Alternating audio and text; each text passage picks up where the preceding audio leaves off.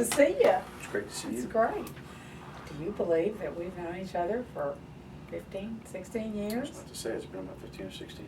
Yeah, it's amazing. I remember the lunch we had in Austin. It was snowing, wasn't it? Yes, it was. It was snowing. That's true. I remember, where was it? Was it Magnolia or was it? No, it was Monty's. a Mexican place, Monty's. kind of up on a hill. I think it was Monty's. Maybe I want to say Monty's. It was good. We were planning, starting the chart. I know We it. wanted to talk to you about I it. know it. And then you came to our office. That's the very first time I met you. So, pretty cool. It's been a long time. And now you don't have the Nashville blues anymore. No, I got the late night crying baby blues. Well, you know, it must really be interesting, and I think about, because this is 15 years of the chart, and all you guys who are just out of college or just left college now are married and have children and responsibilities, and yet you're still living life on the road. What's that like? It's a little more difficult than it used to be. It's different, definitely. I think 20 years ago, I would say even 5 years ago, I was still acting like kind of a fool. And I think over the course of time, getting married and having kids and seeing the effects of the actions that you take on others starts to kind of sink in. And so, I mean, now we get on the road and we nobody drinks. Well, a couple people drink, but not, Not everybody drink. Yeah, drinks it's all not. the It's time. not a party like it used to be. Yeah. And we have a purpose, and we're intentional about what we want to do when we get on stage, and it's not a burden, and it doesn't feel like work anymore. It really feels like an opportunity. The way that I feel about it and pray about it and talk about it when I leave the house is that each show in each town is an opportunity to share the love that was given to me, and with the folks out there through the music, and we really have a blessing of an opportunity to sit up there and play music for people and communicate with them, something really wonderful. So that is now, and 20 years ago, it was just all about me, and having fun and drinking and chasing women. So Well, you know, a little different. it's real interesting that it is an opportunity to communicate. A good piece of music, a good song is the same thing.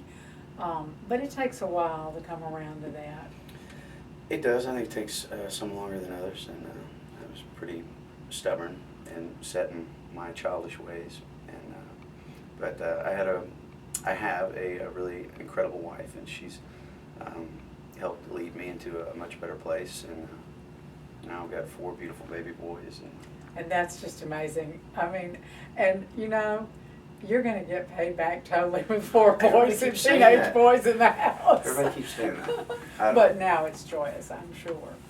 Yeah, it is. She's an amazing mother, and we're raising them up the way we think is right, and very respectful. There's a lot of yes sirs, no sirs, yes ma'ams, and no ma'ams. And, I especially like that with regard to mom. It's so easy for people to forget that. Well, it's a little thing, and we just think it goes a long way. You know, when you speak with respect to everybody that you meet, you know, that you treat everyone as better than yourself, and it's sort of a servant's attitude that we want them to have. That we're here to be of help or service to others. So That's a nice way to I think. think it's pretty good. Yeah. So, in line with what you're saying, your current single, which is doing very nicely on the chart, Thank you. is titled Old With You. Yes. And I think that you can tell from the title that this is a little different kind of song. Where'd it come from? How'd you write it? Well, the idea, I'm trying to think, I don't think it was directly from the Adam Sandler movie, Wedding Singer, Mhm. but it was kind of stolen from that idea. But I was just playing a tune one day, and that kind of idea came, talking about wanting to stick around till your hair turned blue. I thought that was cute, and then I brought it to Brian Keene, and we sat down, and he loved the idea, and Yeah. and so we both love our wives, and are And devoted he's got to a them. baby too. Exactly. So it just sort of fell into place, and we just rolled with it. It didn't take any time at all, and Actually, he has a little bit different version of it. He has a few different lyrics that he liked better. So that was kind of fun. He's got his version. I got my version. Oh, that's cool. So we have the Cory version and the Brian version. Mhm. That's neat. Y'all should put that out. It is. I think his is out. I mean, but you should sing Oh, it together, together? And take turns Make with it your the own extended, verses. where we Yeah, have the like extended. 4 instead of 2 verses. We might do It that. would be fun.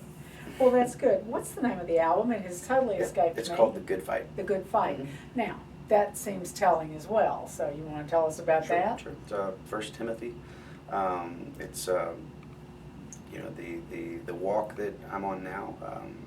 I had to make some changes in my life and decisions, and I've never really been one to kind of halfway into things in my No, life. you're not a halfway guy. And so when it came down to that point in my life where I really needed to decide whether or not I believed, it was a long, in-depth process of study, conversations, you know, not necessarily therapy, but time spent with ministers and preachers and making friends with different folks and really looking into my faith. And after about, you know, a year and a half of digging, I have gotten over the hump. Of course, it's still a daily battle, but I think I'm there. And this album, all the songs were inspired by that walk and inspired by God and by my relationship with Him and Christ. And so it just seemed fitting that was the title. It's also, we used that phrase in one of the verses of a song called "Old Soul." Mm-hmm. And so I like to take verses or words from verses and use them as titles. Like "Vagrants and Kings" was a lyric in one of the songs on that record. So that's pretty much where it is.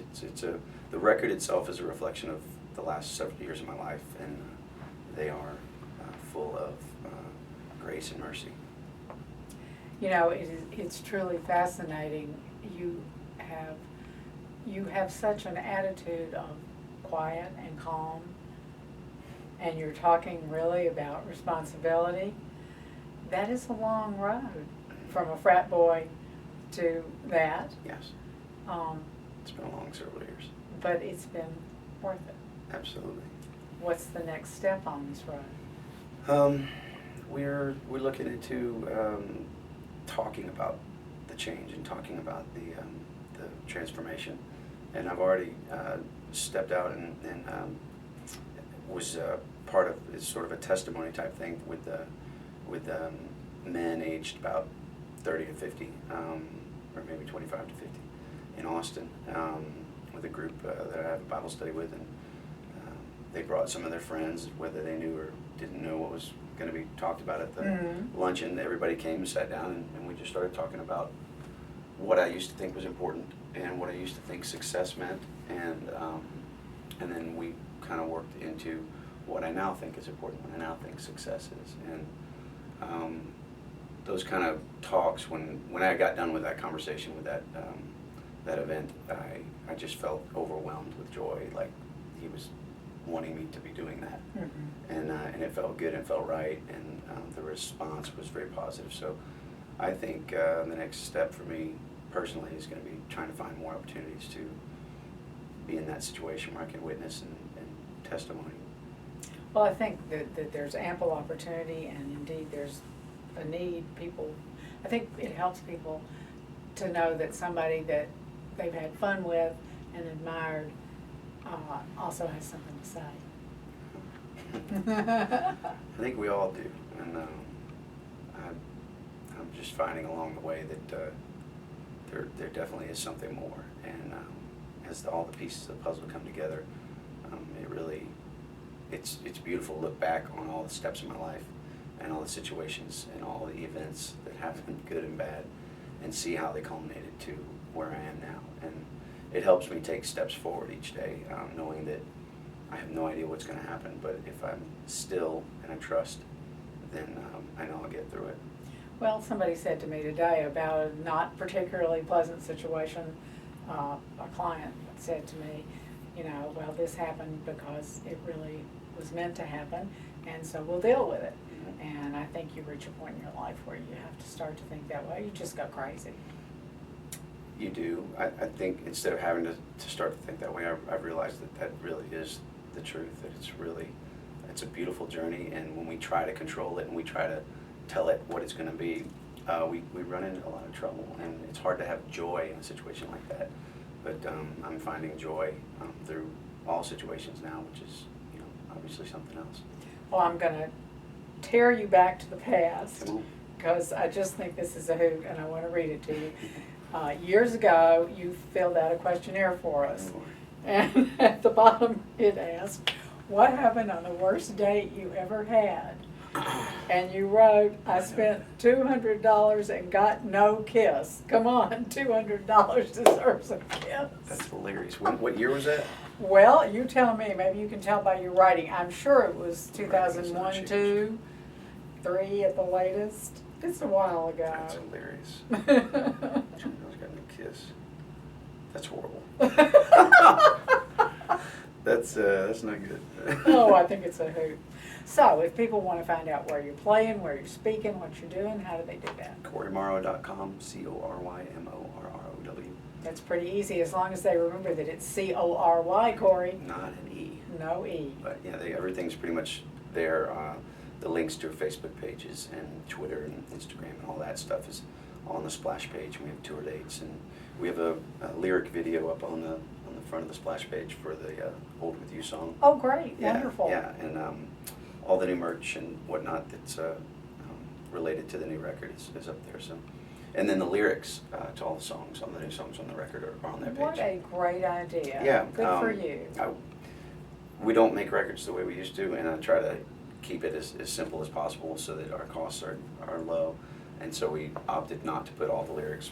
It would require a couple extra pages Right. and a little bit extra money per record. And I opted out of that in exchange for having it on the website. Yeah. And so I like knowing what people are saying in their songs. I like I like reading the lyrics. So Oh, me too. I hope that people take the time to go to the website and read those. Great. Well, thanks for coming in, Cory. For having me.